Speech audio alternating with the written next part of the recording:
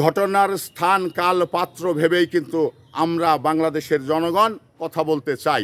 যেমন একজন রাষ্ট্রীয়ভাবে যারা ধর্ষিত হচ্ছে তাদের বলা হয় বীরাঙ্গনা, তাদের বিচার হতে হলে মানে রাষ্ট্রীয় পর্যায়ে আন্তর্জাতিক পর্যায়ে বিচার হবেন।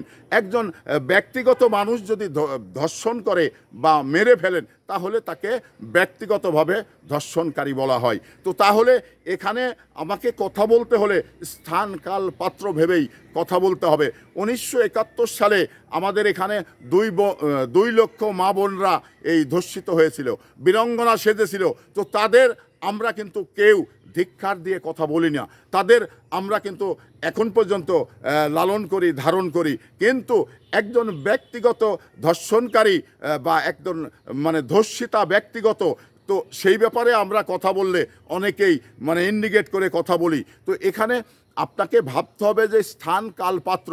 যেমন 1971 সেই সময় একটি স্থান বা একটি কাল ছিল, এখন কিন্তু আর একটি কাল। তো এখন আর ওই বাংলাদেশের অস্তিত্ব নেওয়ার জন্যে যে পশ্চিম পাকিস্তানের যুদ্ধ হয়েছিল বাংলাদেশের সঙ্গে, এটা কিন্তু আর এই যুদ্ধ নয়।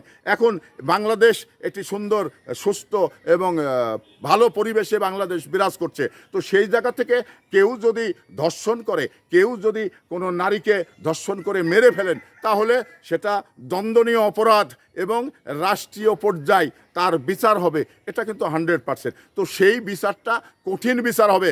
1971 সালে যারা ধর্ষিত হয়েছিল তাদের কিন্তু বিচার আমরা পাইনি। কেন পাইনি?